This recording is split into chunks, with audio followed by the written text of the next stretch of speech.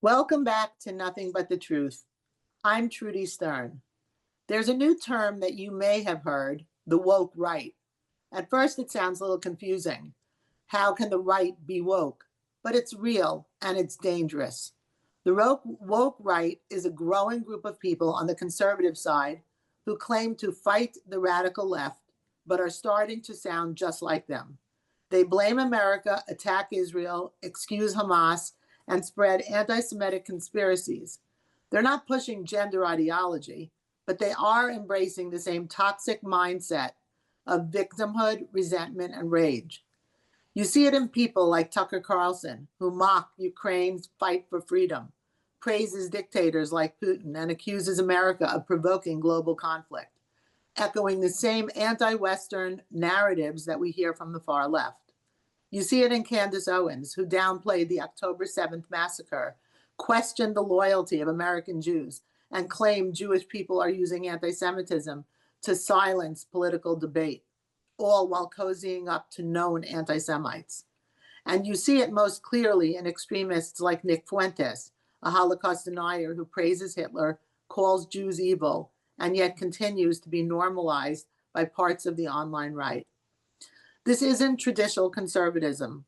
This is rage and revisionism, wrapped in patriotic language, but filled with hostility towards Jews, America, and the values that we claim to defend.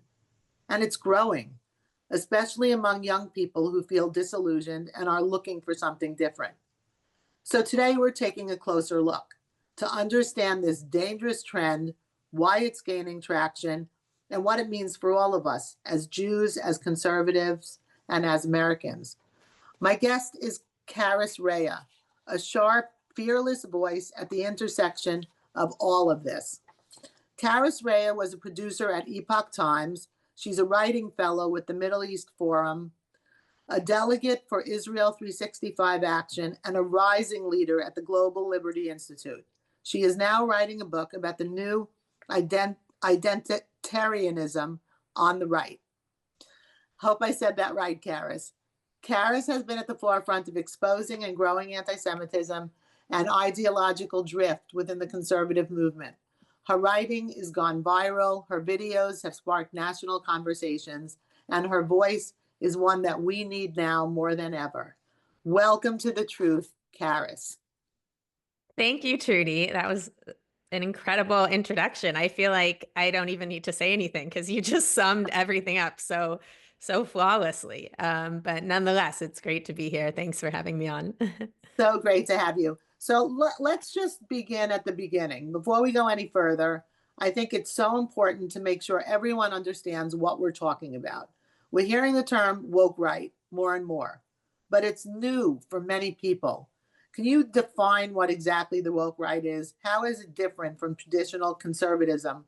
What makes it dangerous, and especially for the Jewish community? Sure.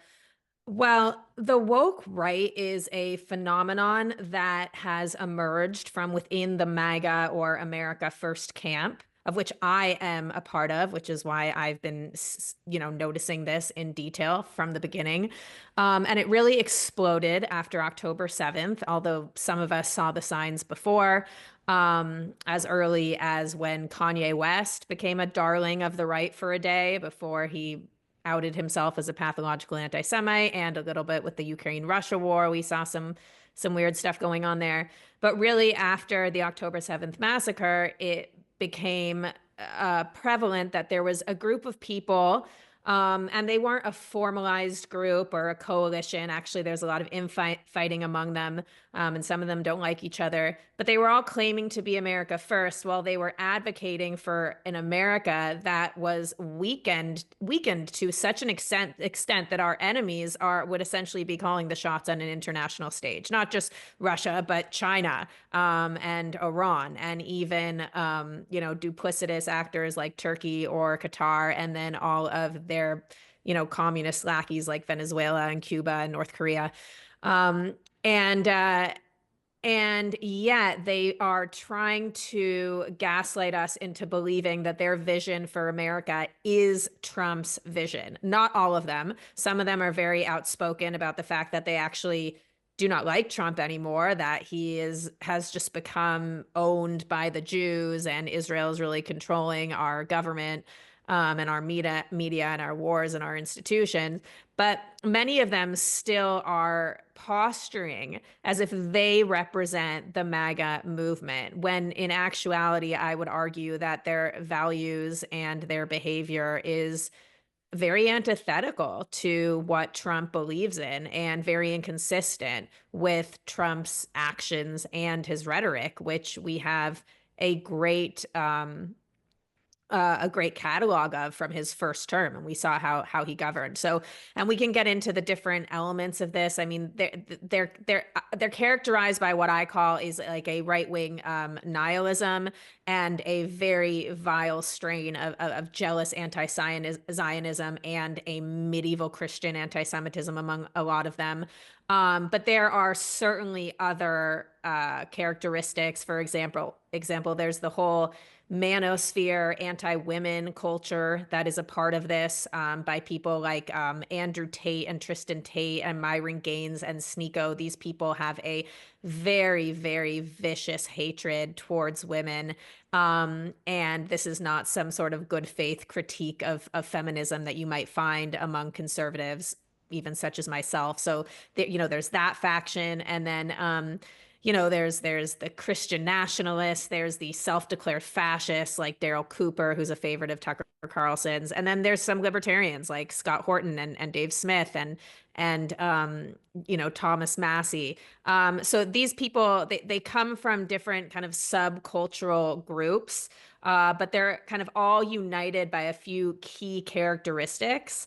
And there is debate about who would technically be characterized as the woke right, for sure. But I think we all agree on like the core group of people, which in terms of the cultural space, Tucker Carlson is really at the helm. And then in terms of some of the other bigger names, you have people like, as I mentioned, Andrew Tate and Dan Bilzerian and Candace Owens and Joel Wabon and Jake Shields and Kurt Mills, increasingly Simon Godek. I mean, I could go on and on.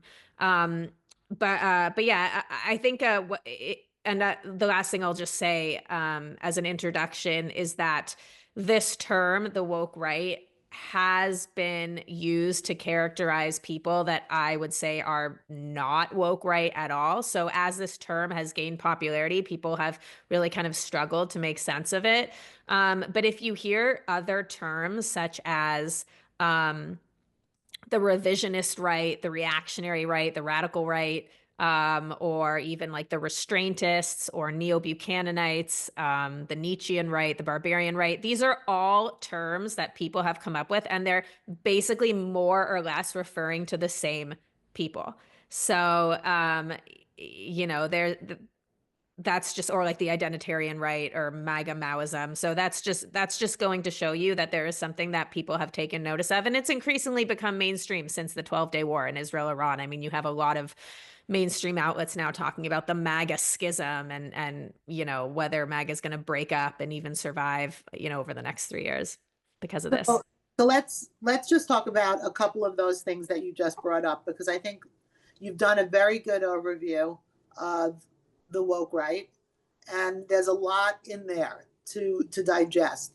So let's go to Tucker Carlson. Many of us watched him on Fox through the first Trump presidency, and loved him, watched him every single night, identified with him, didn't notice that there was anything amiss here. Actually, he seemed like he was very aligned with Trump's values and Trump's platform. So what happened? Was he duplicitous? Did we miss something? Or did he evolve and change? Is Tucker Carlson that we watched on Fox all those years ago a different person than we see now? That's the million-dollar question. And everyone has different theories, right? None of us know what's in Tucker Carlson's heart, what's in his mind.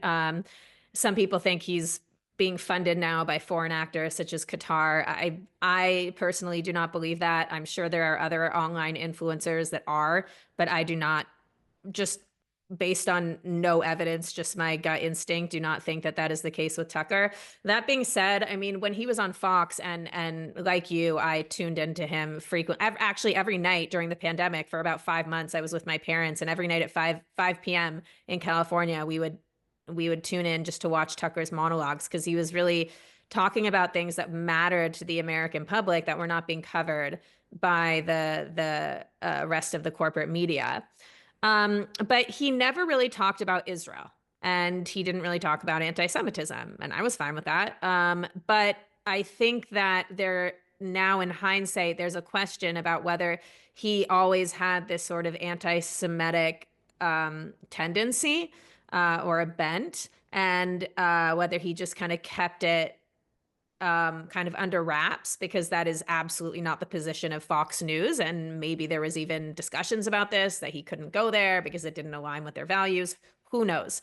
But certainly it was odd, even when he was on Fox, to see him interview people like Roger Waters. I mean, he wouldn't talk to them about Israel or anti-Semitism, but I mean, these people are so far from anything resembling conservative values. So it was odd, even a few times when he was on Fox, to hear him endorse leftists like Roger Waters or even Glenn Greenwald, who's a favorite of his, and he is like a well-known staunch Noam Chomsky acolyte.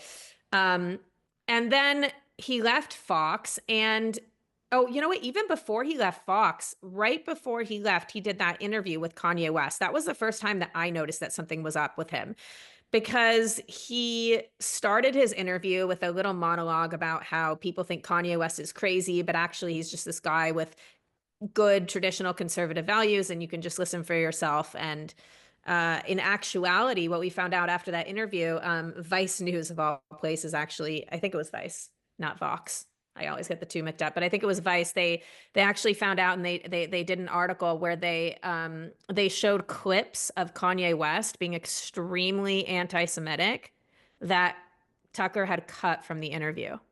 And it's like, why would he do that? Right? That just puts a big question mark in your mind. And yeah, increasingly after October 7th, he just became kind of obsessed with putting down the state of Israel in these very hypocritical ways that hold this country to a double standard that he doesn't hold any country to. And, if you say that to these people, they'll be like, oh, well, I should hold them to a double standard because America gives them more aid than any other country.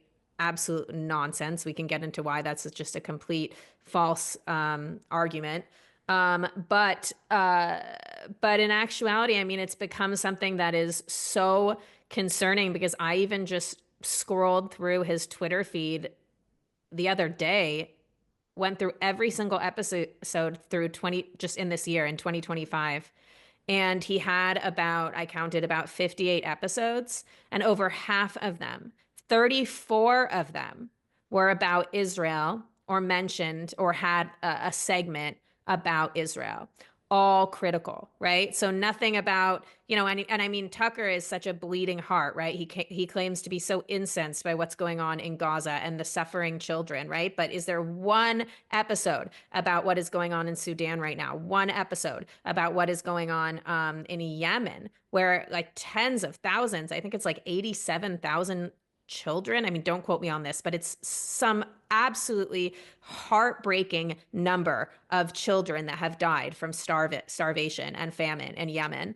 And yet this has just become such an obsession of his. And he also has people on that are just flat out Jew haters. I mean, the worst of the worst. We're talking Holocaust deniers. We're talking people like Candace Owens, who was on this week. She said the words verbatim: Israel is a demonic country. It is a made up country since 1948, and American Jews should not support Israel. I mean, if this doesn't resurrect the most medieval, ancient, classic Jew-hating tropes in your mind, then you really don't understand how anti-Semitism has worked since the dawn of time. And so he's gotten more and more extreme. And I mean, I'm sure he'll be interviewing, Nick Fuentes next, as Candace just did a couple weeks ago. It is really unbelievable, because even Candace Owens way back in the day when she became a little bit popular many years ago, was not this Jew hating anti Semite. She was a much more conservative, to the right Republican, person with philosophies that sort of seemed aligned with our philosophies. And she evolved also into a tremendous Jew hating anti Semite. So I think it begs the question that that people have to look into the funding and where these people are being funded, because it just seems very unusual that somebody would evolve to such an extreme level, without any event causing that to happen. So I think, we might find out that there is some funding by Qatar or any other source for those two. Um, Yeah. the other question, so moving right along, it seemed like President Trump's his whole agenda of America first became something of an isolationist flavor. I don't believe that it did. I think that we've now seen the fact that President Trump is giving aid to Ukraine. President Trump has entered into the 12-day war with Israel as an ally, has shown that America first is clearly America strong and not America alone. But it seems like this woke right is taking that America first rhetoric and making it isolationist, or merging the two things together. And it's sort of making it very muddy for the rest of us to see what is America first, what is isolationism, where do these two things come together, and where do they completely separate off. So could you give us a little clarity on that? Sure. So I think it's important for people to understand that the isolationism that is being embraced by these people, Yoram Hazony talks about this, is very similar to this kind of like anti-war pacifism of the 60s. Okay. It's not really a conservative position so much as is a form of capitulation and appeasement to our enemies. Right. And it is this incredibly naive utopian belief that America in 2025 can somehow pull itself off of the international stage, hermetically seal itself off with a dome and just attend to our own business. And China and Iran and even perhaps Russia aren't eventually going to come for us, like they have made it clear many, many times, at least China and Iran have. So this is just the same type of utopianism we see from pacifists. And another important point is that isolationism, it's a very extremist point of view. It's not nuanced, okay? And it's kind of like the other side of neoconservatism, right? They're kind of like like the same coin, two different sides, or two different sides of the spectrum, right? Where one is extreme interventionism. America has to get involved everywhere in the world where there are human rights abuses, and we need to be the world's savior, and we need to be the world's policeman, right? And we can waste manpower and sacrifice our troops and billions of dollars in the interest of spreading democracy, because we have this naive belief that everybody in the world is like us and they want the same things we want, and therefore if we just allow those conditions, if we allow for those conditions, that everyone will come a liberal democracy or a republic like America is, right? That is equally naive, and it is an approach that has largely failed. Now, the middle way between that is actually Trump's foreign policy. It's what he calls peace through strength. It's the middle way between this extreme interventionism of the neocons and the extreme non-interventionism of the isolationists. And this has been very consistent with Trump since the beginning. If anybody thought that Trump was an isolationist, then they were not paying attention during his first term, where he implemented a very, very a violent and aggressive campaign to eliminate ISIS from Iraq and Syria, where he took offensive, preemptive moves, such as taking out Qasem Soleimani to essentially, to show Iran who was boss.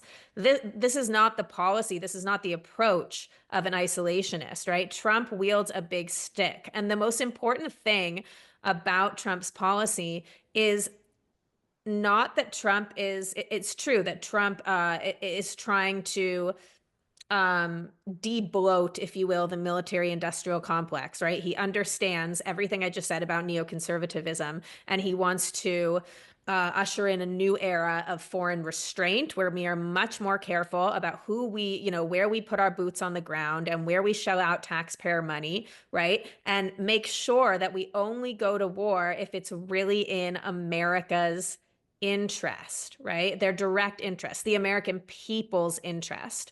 But the way to keep your enemies at bay is for them to believe that you are willing to go to war. If you have declared yourself an isolationist, then essentially you have told all your enemies, the sky's the limit. Do whatever you want. China, go take Taiwan. Russia, go take Ukraine. Hamas, go take Israel. And we're not going to get involved. But if you have a strong leader like Trump saying, if you do A, B, and C, all bets are off, in the rhetoric that Trump uses. I mean, it's very, very harsh. This is not the language of a pacifist, not the language of somebody who is engaged in the appeasement of World War II, not somebody who is an isolationist. So these meanies on the right, I call them the meanie right, they are trying to get the world, and they are largely successful, as you mentioned, with the youth, to believe in this, utopian anti-war isolationism that was never Trump's policy. And they're trying to replace that agenda with Trump's because they know Trump only has, a few more years and he's not running, and they're looking at a post-Trump world. And essentially they want to usher in the new MAGA agenda and pretend that it was his agenda all along. So two people come to mind sorry. Two people come to mind when you're talking. And that I have water. I wish I could just give you some water. Rand Paul, who's Mhm. always been an isolationist. Mhm. I don't think that you would call him a woke right. So can you talk about that? And also, Yeah, and that's because isolationism isn't the only characteristic of these people, right? When it comes to foreign policy, that's a big one. But there is, even if we just look at the way that they relate, there's a kind of like a racialism to their assessment of society. So even if we look at just like internal or domestic approaches that they take, we can see that most of these people view society in a hierarchy of power dynamics, much in the way that the left was, where there are the oppressed and the oppressors. And in their minds, the people who are oppressed the most are the Christians, are the white males. And who is doing the oppressing? It's always the Zionists and the Jews. For some of these subgroups within the woke right, it is women. For others, it is Indians. Like I said, there's a racialism. A lot of them hate, brown people or Indian immigrants, right? So this is another thing that characterizes them as separate from Trump's conservatism, which is that they, like you said, they're filled with rage and resentment, and they find scapegoats and ways to organize society that allows them to essentially come out as the victim that should be entitled to and afforded power. Um, so that's another aspect of the way that these people are. It's true. Like Rand Paul, Rand Paul has always been an isolationist, and I love Rand Paul on certain policies. Just because I don't agree with his foreign policy doesn't mean I would say that he is insufferable or illegitimate in any way. To me, he's a very different character than somebody like Thomas Massie, who I would say Congressman Massie is firmly, firmly planted within this realm that we're talking about here of the woke right or the radical right or the meanie right or whatever. But Rand Paul, to me, is somebody who is a nuanced person. And only recently, after the 12-day war, did I see him making statements that instead of offering up some non-emotional, rational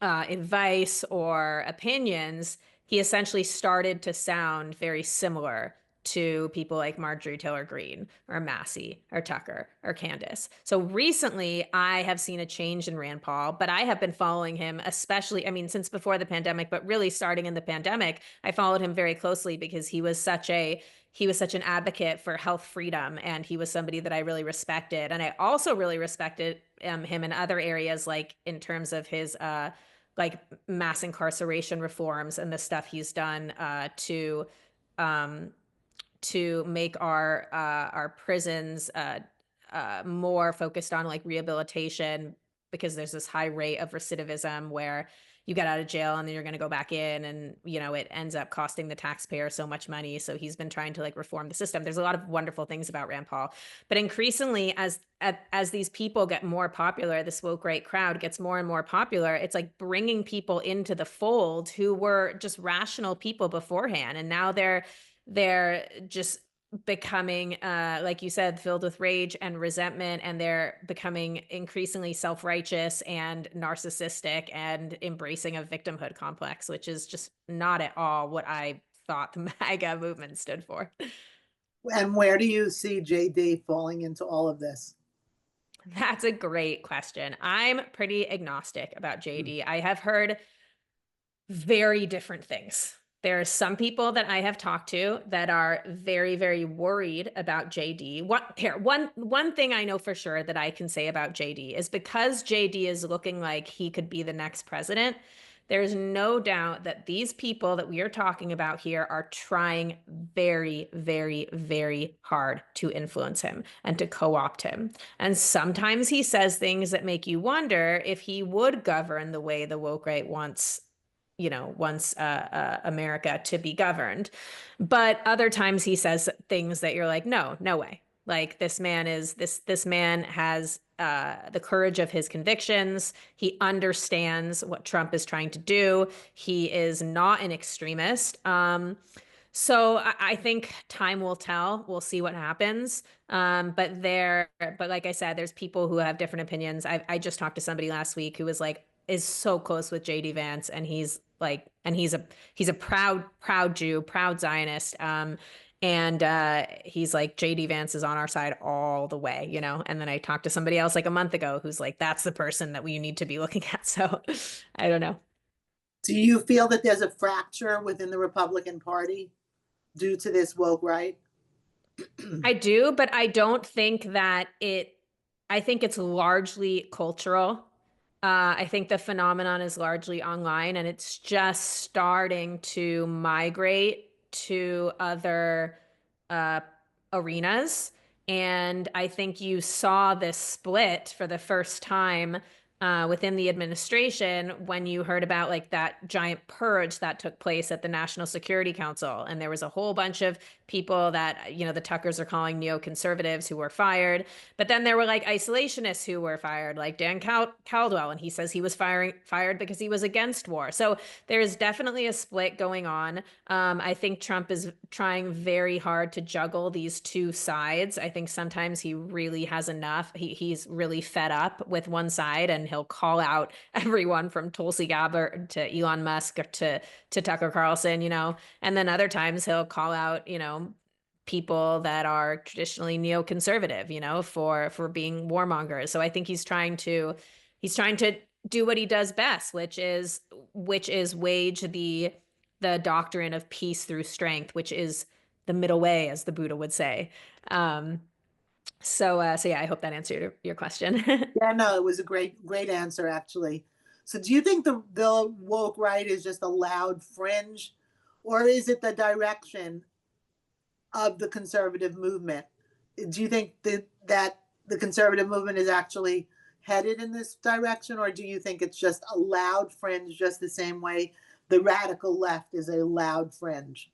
Well, it's too soon to tell, but it absolutely could become the conservative party because it's really the youth who are being influenced here. It's really the youth that are being brainwashed to believe, just like Europeans believed for thousands of years that Jews and Israel are to blame for their economic woes, right? I mean, we all know that the youth are up against a horrific system right now where they cannot afford to buy a house, they cannot afford to buy a car. They're addicted to screens, they're over medicated. I mean, really, Gen Z and under, just they don't even have a chance. I mean, it's a frightening time for them to grow up in, and they are being told that money that could be in their pockets is being given to Israel, and Israel is responsible for all of America's problems. And as we've seen from history, that's a very, very convincing. It's very convincing because people want a scapegoat. They want somebody to blame. So I think that's very concerning. And I also see that in realms like the manosphere culture that I had mentioned, where because the left has essentially been keeping men down and spreading these ridiculous ideas like toxic masculinity, and we've just emasculated men and boys to feel like they can't assert their manhood or be proud to be a protector or be virile and manly. What you see is this backlash where you have now these manosphere tough guys who are influencing the youth to believe that all women are evil and all they want are money and cars, and like the more aggressive and abusive that you can be towards the women is the proper assertion of your manlyhood. I mean, I mean, so there's that realm, and then there's also like the Christian identity politics realm, right? Where now Christians are embracing their identity not as like a form of humility before God, but as like a cudgel to stoke division and war. And that's just another form of identity politics that we're seeing. And it's really unfortunate because just like on the left, where their victims are, black black people or queer women of color, there is a kernel of truth to this, right? Which is that racism still does exist in specific instances or institutions. And it's absolutely true that Christians are persecuted today. Absolutely. I mean, just look at Canada, where churches are regularly defaced. It's become such a fact of life now. Catholic churches are like burned down every once in a while. It's just like normal. And then obviously you go to the Middle East and you go to Africa, and there is like this slow genocide taking place of Christians just being disappeared throughout the region with these weekly or monthly massacres of Islamists who come into these villages. There was another one this week in the Congo, and just torture and rape and level the entire village. Just the most horrific things. And yet you don't hear these people talking about that. You hear them talking about how Christians are being mistreated by Jews, and it's just it's very, very dangerous. And I think that if the state, if the government, if the administration, if the Congress does not wake up, the conservatives, the Republicans, if they do not wake up and come off of their kind of, elitist balconies and look down into the culture and see what is happening from the bottom up to the Republican youth, then I think that this is not going to be squashed, because even though it hasn't risen to the level of like state sanctioned policy or anything like that, like we all know that politics is downstream from culture, and if the people that can actually do something about this don't wake up to it, like I mean, I just spoke with like a congressman the other week, and he just had no idea what I was talking about. And I just started quoting verbatim some of the things that Tucker has said, because I have like a list in my phone, and he just couldn't believe it. He thought I was talking about AOC. Wow. Yeah. So Well, you've given us so much to think about. You've really highlighted to us. So we will not be that congressperson who did not know anything. We will be much more informed. Um, Lastly, is there anything that you think that we can do to help the circumstance, or is just being knowledgeable about it what we can do? Have conversations with conservatives, right? I mean, this is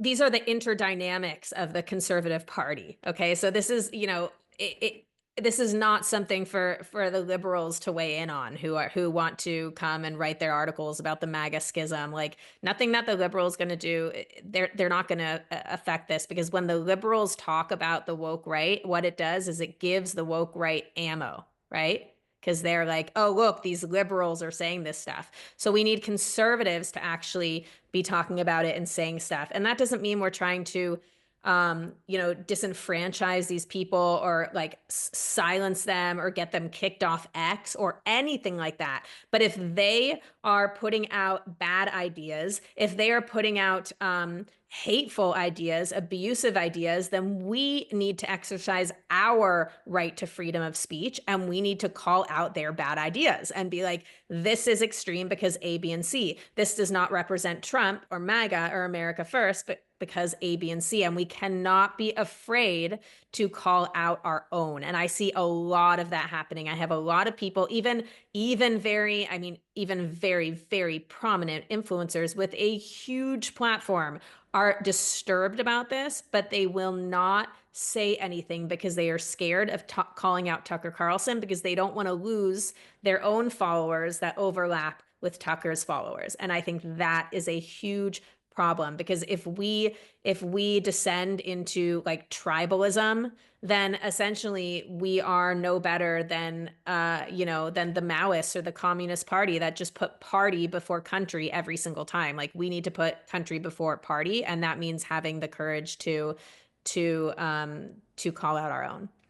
Wow. Karys, thank you so much for joining us tonight and to, can tell us what's really happening out there and speaking out so clearly and courageously about this issue. Your insights are so sharp. Your voice is so needed. And I know our listeners are walking away today with a better understanding of what's really happening and why it matters. We hope to have you back again as this story continues to unfold.